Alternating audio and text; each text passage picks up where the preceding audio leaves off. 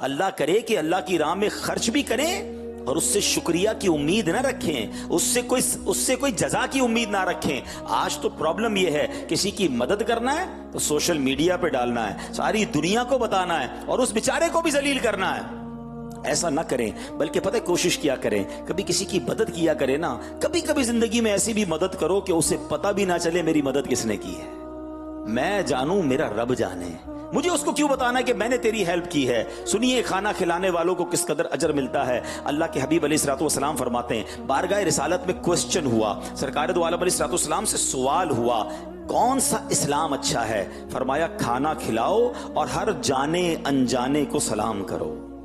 یعنی دو باتیں آقا نے فرمائی، سب کو سلام کرو اور کھانا کھلاؤ۔ یعنی یہ اسلام کے بنیادی کاموں میں سے ایک کام ہے، یہ بہترین کاموں میں سے ایک کام ہے۔ سلام میں بھی ہماری اب یہ پرابلم ہو گئی ہے، ہم اب جیسے اجتماع میں آئے ہیں، یہاں تو دیندار لوگ آئے نا، عام لوگ تو سلام ہی نہیں کرتے، مگر دیندار لوگوں میں بھی ایک بعض اوقات کیا مسئلہ ہو جاتا ہے، میں جس کو جانتا ہوں اس کو سلام کرتا ہوں، جس کو نہیں جانتے ہم اس کو سلام نہیں کرتے۔ نہیں، آقا نے فرمایا جانو یا نہ جانو سب کو سلام کریں۔ اور یاد رکھیے، روایتوں میں آتا ہے جو بندہ چاہتا ہے نا اس کے دل سے تکبر دور ہو جائے، دل میں عاجزی آ جائے، وہ ہر کسی کو سلام کرے، ہاں، اور سلام میں پہل کیا کریں، ثواب بھی زیادہ ملتا ہے اور عاجزی بھی ہوتی ہے۔ آگے سنیے، حضرت عبداللہ ابن عمر رضی اللہ تعالیٰ سے روایت ہے، آخری نبی مکی مدنی صلی اللہ تعالی علیہ وسلم نے فرمایا، رحمان کی عبادت کرو، کھانا کھلاؤ اور سلام کو عام کرو اور جنت میں سلامتی سے داخل ہو جاؤ۔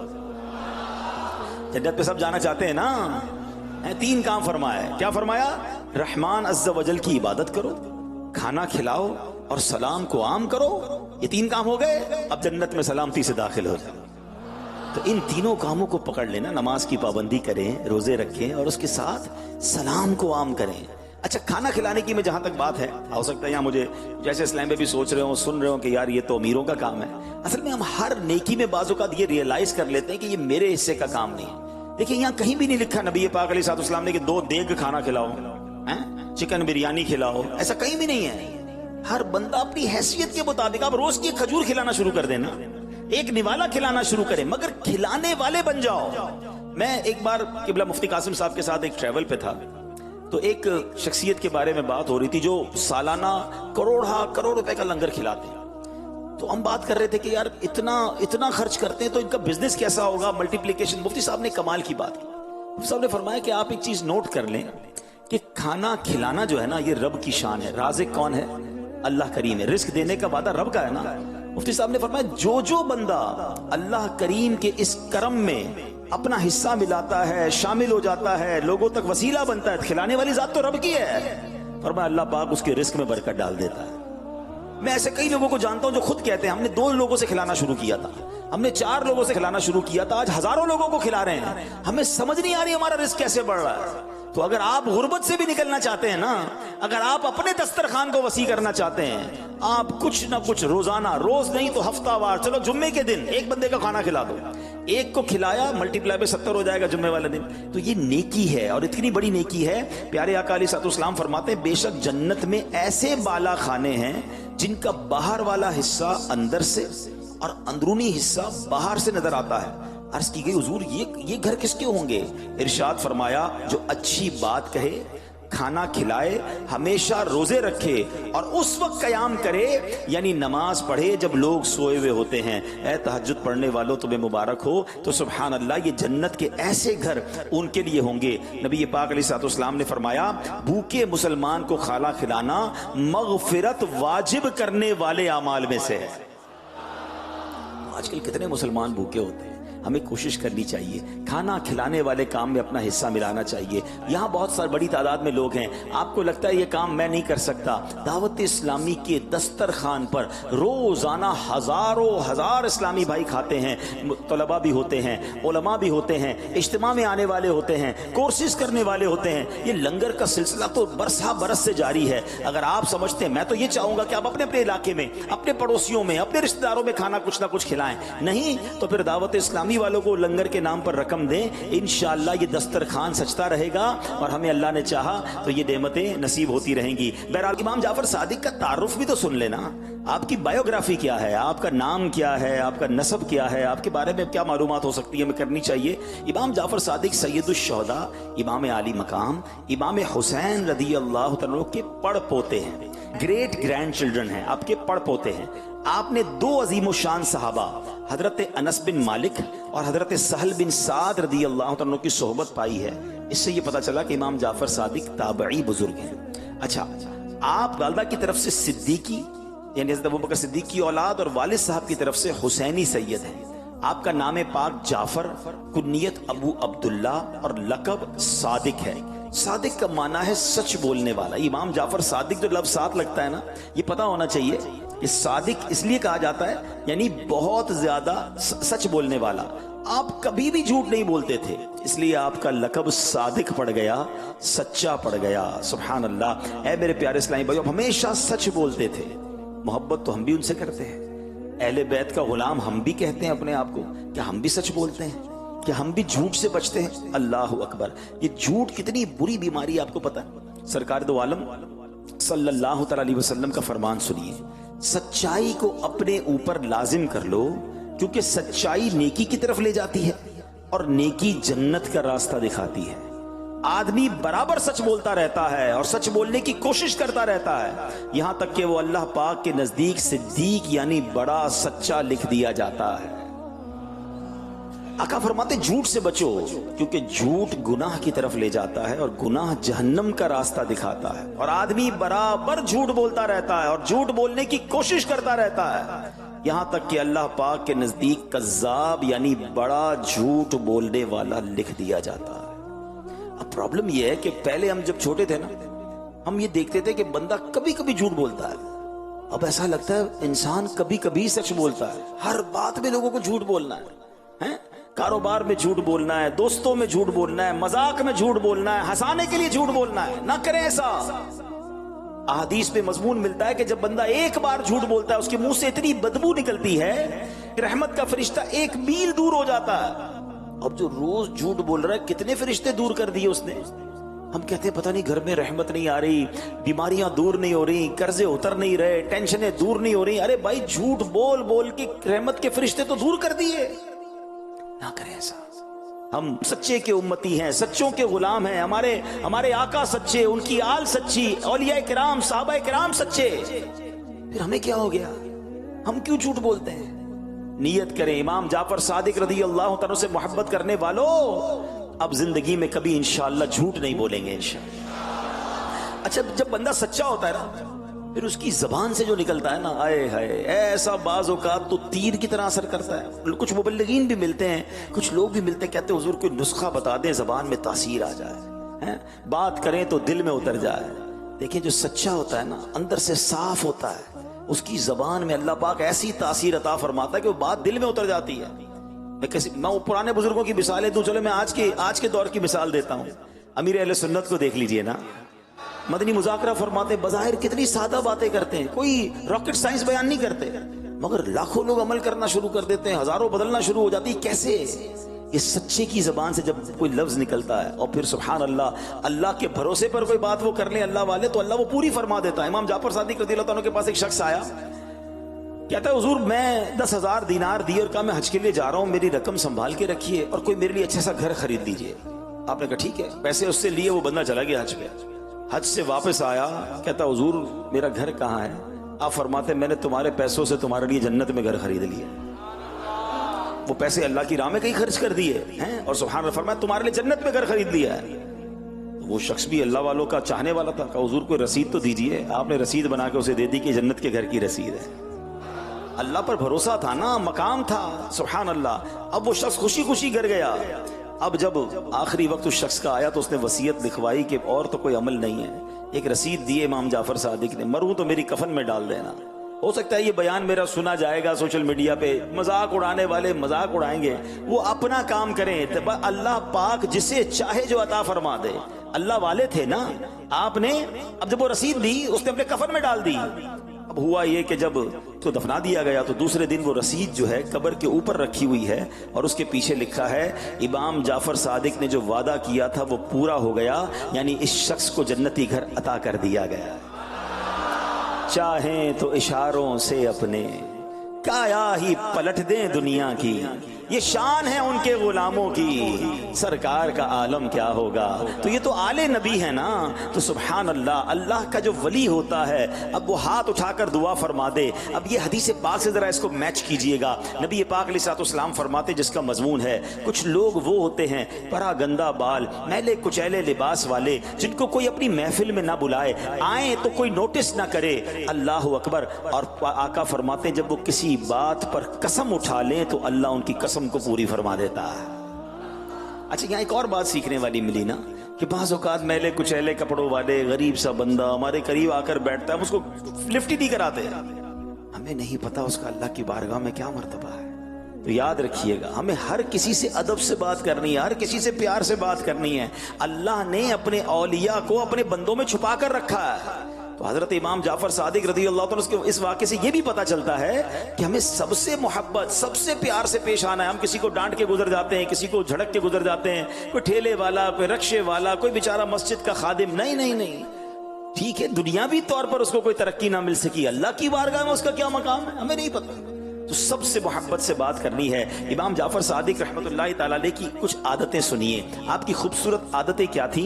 आपकी तबीयत में बहुत खुश अखलाकी थी, होंठों पर अक्सर मुस्कुराहट सजी रहती थी। प्यारे आका मक्की मदनी मुस्तफ़ा अलैहिस्सलाम के इतने बाअदब थे कि जब भी जिक्र मुस्तफ़ा होता तो ताज़ीम के सबब रंग जर्द हो जाता। कभी बेवुजू हदीस पाक बयान ना फरमाते, नमाजो तिलावत में मशगूल रहते। आपकी गुफ्तगू यानी जो कॉन्वर्सेशन होती वो फजूल गोई से पाक होती। इतना बड़ा मर्तबा, आले नबी हैं, इमाम हुसैन के पढ़ पोते हैं, मगर खौफे खुदा का आलम यह है कि आप मौत को कसरत से याद करते थे। आपकी आदत मुबारक थी, रात को कब्रिस्तान तशरीफ ले जाया करते और कब्र वालों से पता है क्या कहते? ऐ कब्र वालों, क्या बात है, मैं तुम लोगों को पुकारता हूं, तुम कोई जवाब नहीं देते। फिर फरमाते, अफसोस मेरे और तुम्हारे दरमियान पर्दा हो गया है, लेकिन जल्द मैं भी तुम्हारे जैसा होने वाला हूं। आप यही फरमाते रहते, यहां तक कि सुबह हो जाती, आप नमाजे फजर के लिए मस्जिद तशरीफ ले जाते। अल्लाह अकबर। आखिरत की याद के लिए, दुनिया से बेरगबती के लिए, अपनी कब्र को याद करने के लिए आप कब्रिस्तान जाया करते। ऐ मेरे प्यारे इस्लामी भाइयों, नेक लोगों की जिंदगी में ये मामूल रहता था कि कब्रिस्तान जाकर अपनी कब्र को याद करना। हमें भी कोई ना कोई ऐसा टाइम रखना चाहिए, हफ्ते में कोई एक दिन ऐसा रखें जिनके बिलखुसूस वालिदैन या रिश्तेदार दुनिया से चले गए, कब्रिस्तान जाएं, उनकी कब्र पर फातिहा भी पढ़ें, मगर साथ साथ अपने आप को याद भी दिलाएं कि जगह जी लगाने की दुनिया नहीं है, ये इबरत की जा है, तमाशा नहीं है। मैं एक बहुत बड़ी शख्सियत से कुछ अरसा पहले अरब इमारात में मिला। अरबोपति शख्सियत थी, लेकिन बड़े सादा से रहते थे। मैंने कहा कि आपको इतना अल्लाह ने नवाजा है, मगर मैं आपसे जिस तरह मिल रहा हूँ, आप बहुत डाउन टू अर्थ हैं, बहुत आप जो है वो आजिज़ी वाले हैं, इसकी क्या वजह है? तो उसने बड़ी कमाल की बात बताई। वो कहते हैं, मैं जिस इलाके में गांव में रहता था, मेरे वालिद साहब रोजाना जब मैं स्कूल जाता था या मदरसे जाता था, मुझे लेकर जाते थे, रास्ते में कब्रिस्तान आता था, वो कब्रिस्तान के पास खड़े हो जाते थे और मुझे कहते थे, बेटा कितनी भी तरक्की कर लो, आखिर आना इधर ही है। कहते मुझे समझ आ गई कि मैं जिधर भी पहुंच जाऊं, आगाह अपनी मौत से कोई बशर नहीं, सामान 100 बरस का है, पल की खबर नहीं, जाना उसी 2 गज की कब्र में, बंगले हो गए, गाड़ियां हो गई, कर्रो फर हो गया, जाहो जलाल हो गया। वो कहते ना, एक कब्र पर एक तख्ती लगी हुई थी, मैं बड़ा अहम था, यही मेरा वहम था। हाँ, हमें लगता है मेरे बगैर दुनिया को बहुत मुश्किल हो जाएगी। नहीं जनाब, किसी के जाने से दुनिया रुकती नहीं है। बड़े बड़े चले गए और हम भी चले जाएंगे। थोड़े दिन घर वाले याद करेंगे, थोड़े दिन दोस्त शायद याद कर लेंगे, फिर भूली बिसरी दास्तान हो जाएंगे। फिर मैं हूंगा, मेरी कब्र होगी, मेरे अमाल होंगे। काश कब्रिस्तान जाकर ये ख्याल आता रहे, कहीं भी चला जाऊं, आना इधर है। जिसको ये समझ आ गई ना, फिर वो हराम रोजी कैसे कमाएगा? अरे कभी देखा किसी कब्र के अंदर कोई तिजोरी हो, किसी कफन में कोई जेब देखा आपने? सब कुछ पीछे रह जाएगा। फिर हराम क्यों कमाऊं, फिर क्यों हराम कामों की तरफ जाऊं, जब जाना ही 2 गज की कब्र में है। सारा लिबास उतार लिया जाएगा, लट्ठे का कफन दिया जाएगा, अरबोपति को भी वही कफन दिया जाएगा, फुटपाथ पे मरने वाले को भी वही कफन दिया जाएगा। अरबपति की कब्र 10 गज की नहीं, वही 2 गज की होगी। गरीब फकीर की कब्र भी वैसी होगी। अब अंदर जाकर किसी की कब्र तो जन्नत का बाग बन जाएगी। कोई जन्नत की नेमतें उठा रहा होगा, कोई जन्नत की खिड़की की हवा खा रहा होगा, किसी की कब्र में सांप और बिच्छू आ जाएंगे। अल्लाह अकबर। ऐ मेरे प्यारे इस्लामी भाइयों, इमाम जाफर सादिक किस कदर खौफे खुदा वाला थे। बचपन में ही आपका ये अंदाज था, आप खौफे खुदा से खूब रोते, हिचकियां लेते, यहाँ तक कि देखने वालों को आपसे हमदर्दी हो जाया करती। आपके बचपन का वाकया है, 4 साल की उम्र है, ज़ारो कितार रो रहे हैं। अरे 4 साल की उम्र क्या होती है, अल्लाह अकबर। मगर इस खून में चूंकि खूने नबवी था, खूने रिसालत था, प्यारे आका अलैहिस्सलाम की औलाद में से हैं, 4 साल की उम्र में ज़ारो कितार रो रहे हैं। किसी ने कहा कि हुजूर क्या बात है, कुछ चाहिए तो मुझे बताइए, ऐ नन्हे शहजादे किस बात से रो रहे हैं।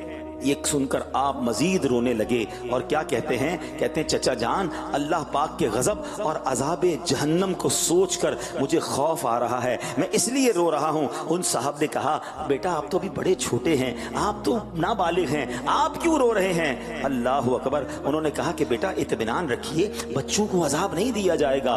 सुभान अल्लाह। मगर सोच कैसी है, फिक्र आखिरत कैसी है। वो कहते हैं चचा जान, कभी आपने देखा है बड़ी बड़ी लकड़ियां जब जलानी होती हैं, बड़ी आग लगानी होती है, तो छोटी छोटी लकड़ियों को पहले जलाया जाता है, फिर बड़ी लकड़ियां जलाई जाती हैं, फिर बड़ी आग सुलगाई जाती है। चचा जान मैं डरता हूं कि अबू जहल और अबू लहब जैसे बड़े बड़े काफिरों को जहन्नम में जलाने के लिए कहीं मुझ छोटे से को भी ना डाल दिया जाए। अल्लाह अकबर। आप जरा गौर कीजिए, वो आले नबी हैं और सुभान अल्लाह इस कदर अजीम खानदान से हैं, मगर खौफे खुदा का ये आलम है। कभी मुझे और आपको फिक्र हुई, कभी हमारी आंखों से आंसू बहे, कभी हमारी रात को नींद इसलिए ना आई हो कि मरने के बाद होगा क्या, कब्र में मेरा क्या हाल होगा, कहीं मुझे जहन्नम में तो नहीं डाल दिया जाएगा। हमें फिक्रें हैं, मगर दुनिया की फिक्रें हैं। हम में से बहुत सारे ऐसे होंगे जो रात इसलिए नहीं सोए होंगे कि कारोबार का क्या होगा, नौकरी का क्या होगा, बच्चों का क्या होगा, खानदान का क्या होगा। इतनी टेंशनें, हालांकि इस टेंशन का मेरे आपका का ताल्लुक नहीं है। रब ने पैदा किया है तो वही रिस्क अता फरमाएगा। रिस्क का तो वादा है, मग़फ़िरत का वादा नहीं। जिस चीज की टेंशन होनी चाहिए थी उसकी टेंशन खत्म हो गई, और जिसकी टेंशन लेनी नहीं थी उसकी टेंशन लेके बैठे हुए हैं। सोचिए ना, हजरत इमाम जाफर सादिक रज़ी अल्लाह तआला खौफे खुदा में किस कदर रोते। ये कितने खुशनसीब है वो लोग जो अल्लाह की याद में रोते।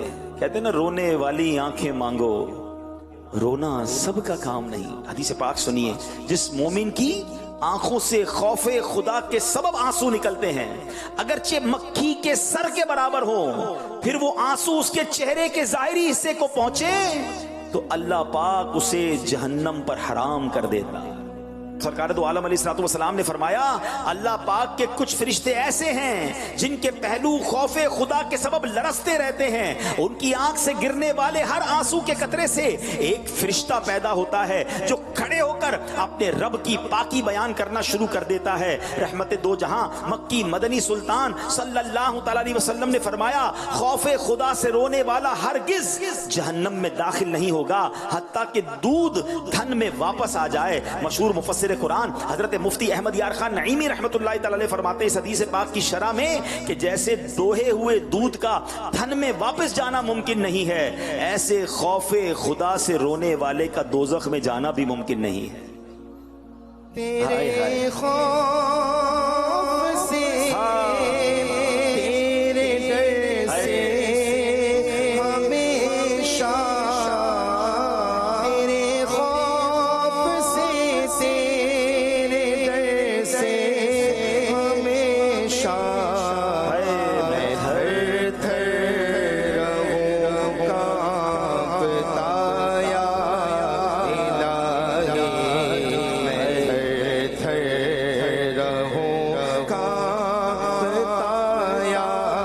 इलाही, होते हैं दावत इस्लामी के इज्तिमात में हम देखते हैं, महफिल में देखते हैं, लोग आंसू बहा रहे होते हैं अल्लाह की याद में, नबी पाक के इश्क में। ये जो रोने वाले लोग होते हैं ना किसी महफिल में, और अच्छी महफिलों में दूसरों पर भी करम हो जाता है। एक बार हदीस पाक में आता है कि नबी पाक अलैहिस्सलाम गुफ्तगू फरमा रहे थे, बयान फरमा रहे थे। आपकी प्यारी प्यारी गुफ्तगू सुनकर हाजरीन में से एक शख्स रोने लग गया। प्यारे आका अलैहिस्सलाम ने फरमाया, अगर आज तुम्हारे दरमियान वो तमाम मुसलमान मौजूद होते जिनके गुनाह पहाड़ों के बराबर हैं, तो उन्हें भी इस एक शख्स के रोने की वजह से बख्श दिया जाता। पता है उसके रोने पर क्या हो रहा था? आका फरमाते हैं क्योंकि फरिश्ते भी इसके साथ रो रहे हैं, اور دعا کر رہے ہیں، اے اللہ پاک جو کثرت سے روتے ہیں نہ رونے والوں کے حق میں ان کی شفاعت قبول فرما۔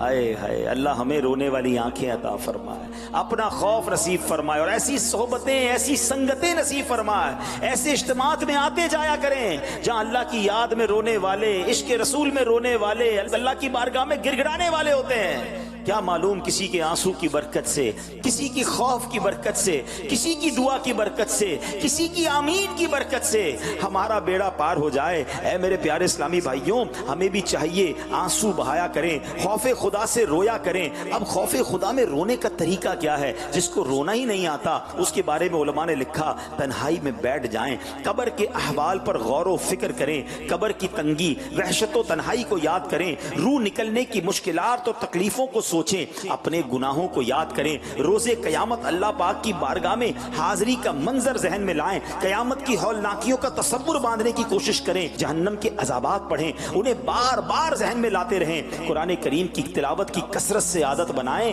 انشاءاللہ خوف خدا سے رونا نصیب ہو جائے گا۔ اللہ پاک سے ہم دعا کرتے ہیں، اے اللہ رجب کا مہینہ ہے، یہ تیرا مہینہ ہے، ہزاروں کا مجمع ہے، اے اللہ یہاں کوئی تو تیرا نیک بندہ ہوگا، اس نیک بندے کی برکت سے ہمیں بھی تیرے خوف میں رونے والی آنکھیں عطا فرما دے۔ اے اللہ ان آنسوؤں کے صدقے جہنم کی آگ ہم پر ٹھنڈی فرما دے۔ اے میرے پیارے اسلامی بھائیوں، اب یہاں میں کچھ دعوت اسلامی کے مبلغین، کچھ یہاں پر ماشاءاللہ دیندار لوگ بھی نظر آ رہے ہیں، اور بدری چینل پر بھی لوگ سن رہے ہیں۔ ہم نمازی بن جاتے ہیں، سر پر امامہ، چہرے پر داڑھی، یا جناب کچھ مذہبی حلیہ، کوئی ذمہ داری آ جاتی ہے نا، تو لوگ تعریفیں کرنا شروع کر دیتے ہیں۔ لوگ کہتے ہیں آپ تو بڑے نیک ہیں، ہمارے لیے دعا کر دیجئے، آپ تو جناب بڑے بہت زیادہ مبالغہ کر رہے ہوتے ہیں۔ اب سنیے اس وقت دل کو کیسے قابو پانا ہے۔ امام جعفر صادق کے بارے میں آتا ہے کہ اپنے دور کے بہت بڑے عالم اور ولی کامل حضرت داؤد طائی نے ایک بار امام جعفر صادق کی خدمت میں عرض کی، علی جاں آپ تو اہل بیت پاک میں سے ہیں، مجھے کچھ نصیحت فرمائیے۔ امام جعفر صادق خاموش رہے۔ حضرت داؤد طائی کہتے ہیں حضور آپ تو اہل بیت پاک میں سے ہیں، مجھے کوئی نصیحت فرمائیے۔ امام جعفر صادق نے پتہ کیا کہا کہ میں تو خود خوف زدہ ہوں کہ اگر قیامت کے دن میرے جد اعلیٰ یعنی جناب رسول اللہ صلی اللہ علیہ وسلم نے میرا ہاتھ پکڑ کر پوچھا کہ تو نے میری پیروی کا حق کیوں ادا نہیں کیا تو میں کیا جواب دوں گا۔ اللہ اکبر۔ یہ سن کر حضرت داؤد طائی رحمت اللہ تعالی رو پڑے، کہتے امام جعفر صادق اتنا بڑا مرتبہ ہو کر اتنے خوف زدہ ہیں تو پھر میں کس گنتی میں آتا ہوں۔